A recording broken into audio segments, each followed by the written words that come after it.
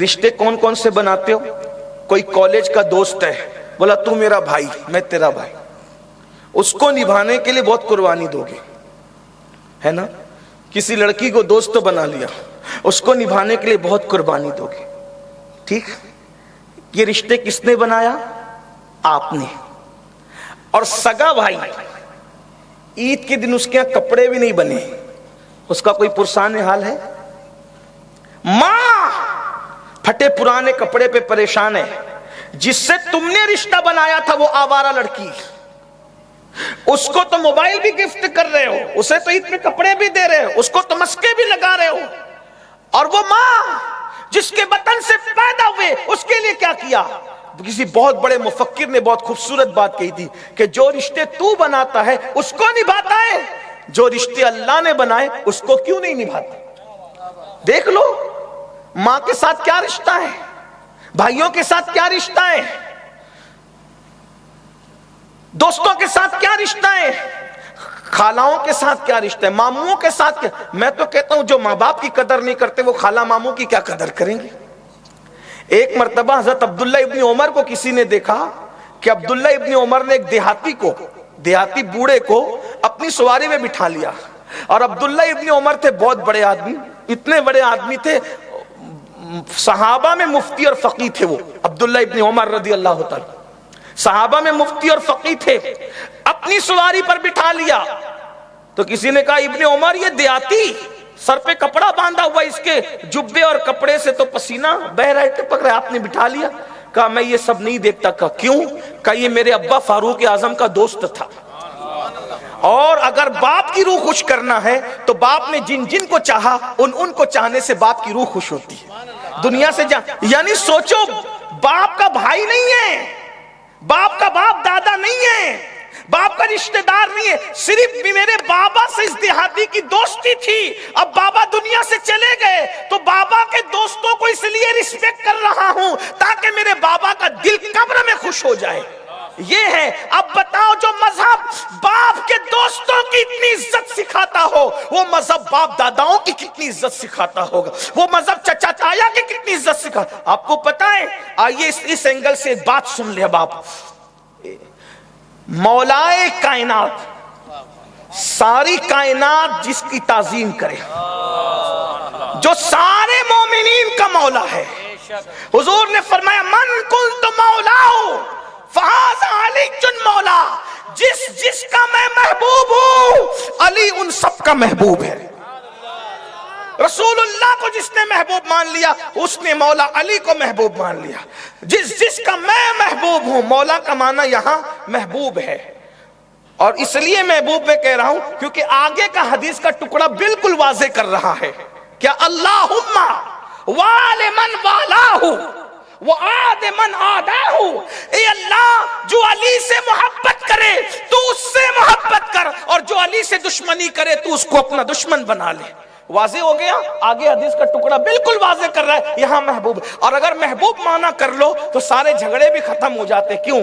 اس لیے کہ رسول اللہ انبیاء کے بھی محبوب ہیں، رسول اللہ صحابہ کے بھی محبوب ہیں، رسول اللہ اولیاء کے بھی محبوب ہیں، رسول اللہ صدیق اکبر کے بھی محبوب ہیں، فاروق اعظم کے بھی محبوب ہیں، عثمان غنی کے بھی محبوب ہیں، عشرہ مبشرہ کے بھی محبوب ہیں۔ فرمایا جس کا میں محبوب ہوں علی اس کا محبوب ہے۔ مانا ہم نے صدیق اکبر علی سے محبت کرتے تھے، فاروق اعظم بھی کرتے تھے، عثمان غنی بھی کرتے تھے، عشرہ مبشرہ بھی کرتے تھے، سب کرتے تھے، بلکہ ایسی محبت کرتے تھے کہ مولائے کائنات کو محفل میں تکتے رہتے۔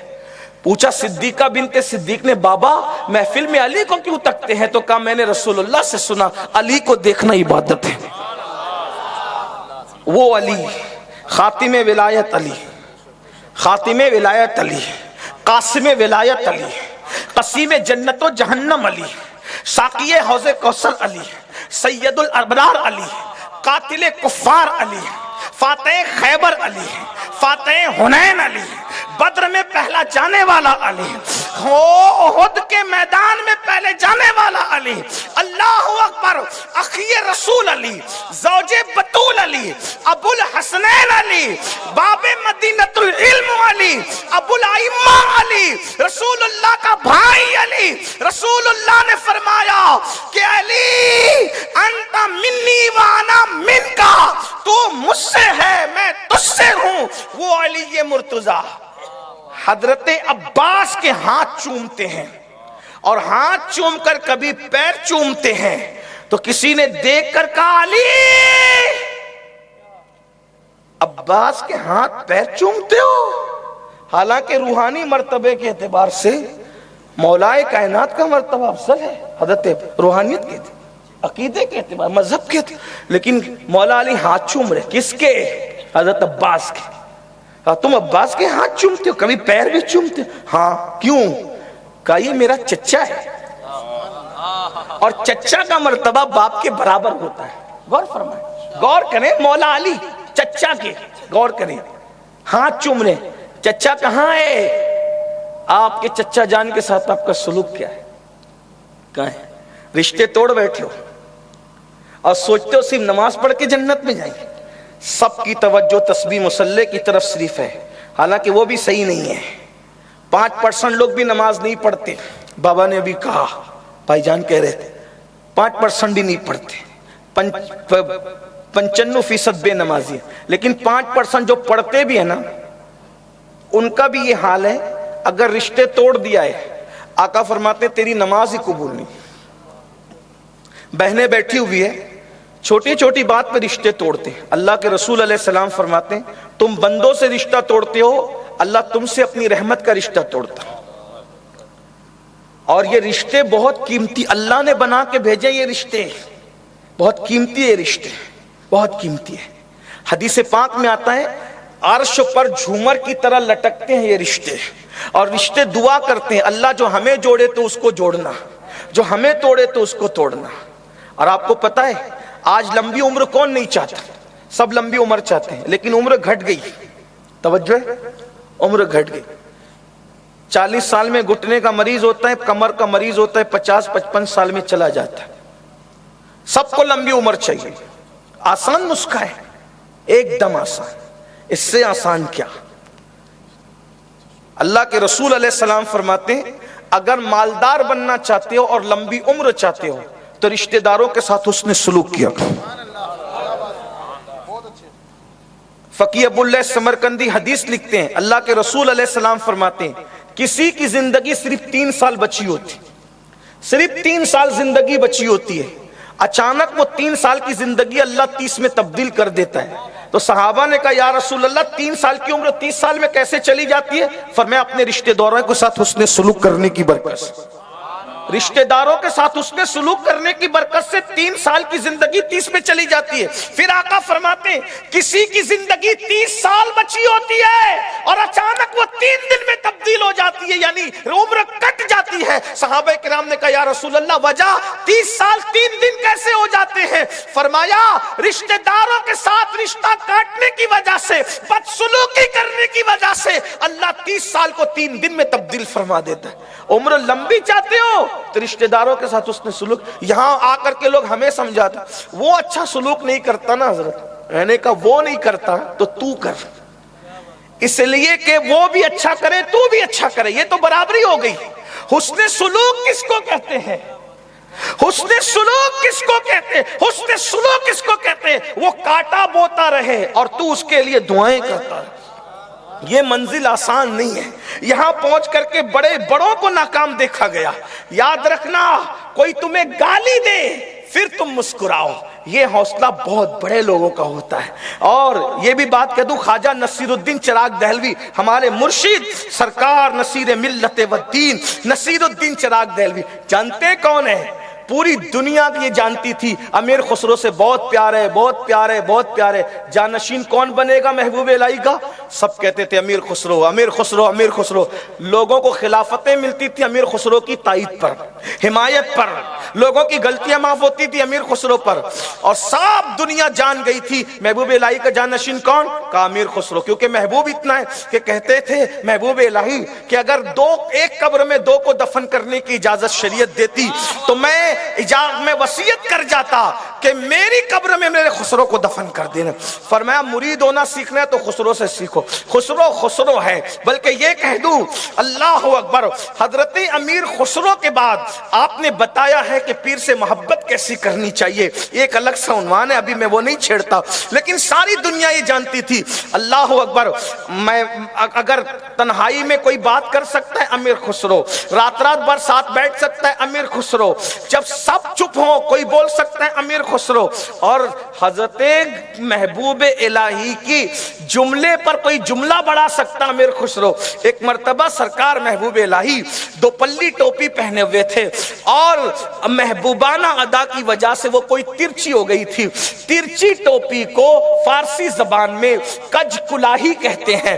تو حضرت محبوب الہی نے دیکھا کہ کچھ لوگ کچھ کر رہے ہیں، کیا کر رہے ہیں میں وہ نہیں بتاتا، کچھ لوگ کچھ کر رہے ہیں، تو ان کو کرتے دیکھ کے مسکرا پڑے، ادھر مسکرائے تو جناب خسرو نے پوچھا، اور خسرو کو ترک اللہ کہتے تھے، ترک اللہ کہتے تھے، خسرو تو ترک اللہ ہے، اور بلکہ خسرو کو کہتے تھے کہ تو کاسا لے سے محمد ہے۔ اللہ اکبر، خسرو کو کہتے تھے خسرو تو میری جان ہے، خسرو تو میری آنکھیں ہیں۔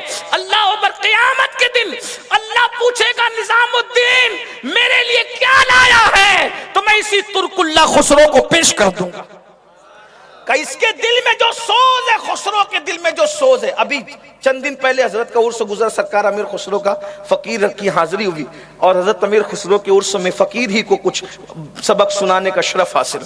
تو خسرو کا سوز، خسرو کا سوز میں طلب کر، محبوب علیہ کہتے تھے کاش اللہ خسرو کا سوز مجھے عطا کرے۔ ایک مرتبہ کسی مرید نے کہا کہ جو خسرو کے ساتھ خسروانہ انداز ہے ہمارے ساتھ ایسا کیوں نہیں ہے، تو ڈانٹ کر فرمایا خسرو جیسی ادا لے کر آ، پھر وہ جیسا بننے کی کوشش کر۔ سب دنیا جانتی تھی کہ محبوب ہے خسرو، بلکہ محبوب الہی ہے خسرو۔ خسرو کیا ہے، محبوب کا چہرہ دیکھ کے کہتے تھے عیدگاہ ماں غریبا روئے تو ان بساتے عید دیدن، عیدگاہ ماں غریبا کوئے تو ان بساتے عید دیدن روئے تو۔ اللہ اکبر، بڑا پیار تھا پیر مرید میں، لیکن پتہ ہے کیا ہوا، کیا ہوا، ساری دنیا یہ کہہ رہی تھی کہ نظام الدین محبوب الہی کا جانشین کون بنے گا، خسرو۔ این مومنٹ پر آخری وقت میں محبوب الہی نے فرمایا میرا جانشین نصیر الدین ہوگا۔ لوگ حیرت میں تکتے رہ گئے، کبھی کسی ان کا نام ہی نہیں آیا اور ان کو جانشین بنا دیا۔ ایک پیارا جملہ کا، بہت خوبصورت جملہ، یاد رکھ لیں، بہت سے مسئلے اس سے حل ہو جائیں گے۔ فرماتے ہیں نظام چاہے خسرو، نظام چاہے خسرو، اللہ چاہے نصیر۔ نظام چاہے خسرو، اللہ چاہے، تو جسے اللہ چاہتا ہے اسے نصیر الدین چراغ دہلوی کہتے ہیں۔ وہ نصیر الدین چراغ دہلوی فرماتے ہیں مریدوں کو، پیارے مریدوں نفل روزے رکھنا، تلاوت قرآن کثرت سے کرنا، ذکر اللہ کثرت سے کرنا، رات رات بھر جا کے نفلی نمازیں کثرت سے پڑھنا، کہا یہ بوڑھی عورتیں بھی کر سکتی ہیں، بڑے مردوں کا اور مضبوط لوگوں کا کام یہ ہے کہ جو تمہارے ساتھ بدسلوکی کرے تم ان کے ساتھ حسن سلوک سے پیش آؤ۔ آج ہمارے پاس یہ نصاب ولایت کہاں چلا گیا، ہم تو تسبیح مصلی میں الجھ کر رہ گئے۔ میں تسبیح مصلی کا مخالف نہیں ہوں، لیکن دیکھو اللہ کے رسول صلی اللہ علیہ وآلہ وسلم نے 40 سال کے بعد نبوت کا اعلان کیا، 40 سال تک مصطفیٰ جان رحمت مکے والوں کے ساتھ اس نے سلوک کرتے رہے، اور مکے والوں نے کہا آپ کی حقانیت کی دلیل کیا ہے، تو میرے آقا نے فرمایا میں 40 سال کی لمبی عمر تمہارے درمیان گزار چکا ہوں۔ حضور علیہ السلام نے اللہ کی وحدانیت پر آسمان کو، زمین کو، چاند کو، سورج کو، ستاروں کو، سیاروں کو دلیل کے طور پہ پیش نہیں فرمایا، بلکہ اپنے حسن اخلاق کو دلیل کے طور پہ پیش فرمایا، اپنی زندگی کو جو وہ پیش فرمایا۔ تو یاد رکھنا تہجد گزار بن جاؤ، نفل روزے نمازیں کچھ بھی کر لو، اگر حسن سلوک نہیں کرنا جانتے لوگوں کے ساتھ، اللہ کے ولی نہیں، سب کچھ بن سکتے ہو، اللہ کے ولی نہیں بن۔ یہاں تو ناک پہ مکھی نہیں بیٹھنے دیتے، حال یہ ہے، حال یہ، حسن سلوک کا اخلاق کہاں ہے، کردار کہاں ہے؟ چچا سے نہیں بنتی تایا، دعائیں کہاں قبول ہوگی؟ لوگ کہتے ہیں پہلے تو ہم بارش کے لیے جاتے تھے اور بھیگ کر آتے تھے. اب اتنی دعائیں ہوتی, 3 دن استسقا ہوتی ہے, بارش نہیں ہوتی. کیوں؟ جو پڑھا رہا ہے وہ اس کے دل میں خود بغض ہے, چچا کے لیے, پھپھیوں کے لیے, پڑوسی کے لیے, اس کے لیے, اس کے لیے. تو دعا کہاں؟ آقا فرماتے سر کے اوپر بھی نہ جائے گی دعا. سجدوں کے اثر چہرے پہ کہاں ہے؟ یہ بھی کہہ دوں, وہ لوگ پڑھے لکھے کم تھے مگر ان کے دل صاف تھے, ان کے اخلاق اچھے تھے, ان کے کردار اچھے تھے, رشتے نبھاتے تھے. وہ لوگ رشتے نبھاتے تھے. آج ہم رشتے کہاں نبھا رہے ہیں؟ دور نکل گئی بات, رشتے تو توڑ رہے ہیں. بہت اچھی بات ایک یاد آئی, ایک صوفی کی کتاب پڑھ رہا تھا, اس میں انہوں نے لکھا, یاد رکھ, اگر دشمن برا سلوک کرے تو اتنی تکلیف نہیں ہوتی, اپنے برا سلوک کرے تو بہت تکلیف. جب ہتھوڑا آپ لکڑی پہ ماریں گے تو آواز کم آتی ہے, لیکن ہتھوڑا آپ لوہے پہ ماریں گے تو آواز, تجربے کی بات ہے کہ نہیں؟ ہتھوڑا لکڑی پہ مارو تو آواز کم آئے, اور ہتھوڑا لوہے پہ مارو تو آواز زیادہ آئے. ایک دن لکڑی نے لوہے سے کہا, اے لوہے, تجھ پہ ہتھوڑا پڑتا ہے تو اتنی آواز مجھ پہ پڑے تو نہیں آتی, تجھ پہ پڑے تو زیادہ آتی ہے, وجہ؟ تو لوہے نے جواب دیا, جب اپنا اپنے کو اذیت دیتا ہے تو دکھ زیادہ ہوتا ہے, اس لیے کہ ہتھوڑا بھی لوہا ہے اور لوہا بھی لوہا ہے. تو کہا جب اپنا اپنے کو دکھ دیتا ہے تو تکلیف زیادہ ہوتی ہے. مسلمانوں کہاں سردار بننے کا شوق سب کو ہے, لیکن صلح کرانے کی بجائے لڑا رہے ہیں. آقا نے کیا فرمایا؟ میرا یہ بیٹا حسن سید ہے. ابھی آپ نے سنا, مطلب سید کا مطلب سردار. میرا یہ بیٹا سردار ہے. سردار, سردار کا کام کیا ہے؟ لڑائی لگانا. سردار کا کام کیا ہے؟ لڑائی لگانا. سردار کا کام کیا ہے؟ فتنے پیدا کرنا. سردار کا کام کیا؟ آقا نے فرمایا میرا یہ بیٹا سردار ہے, سید ہے. کیوں؟ مسلمانوں کے 2 گروہ میں صلح کرے. توجہ کرے, اگر سردار بننا ہے, قوم کا سردار, تو لوگوں میں صلح کرو, لوگوں میں پیار پیدا کرو.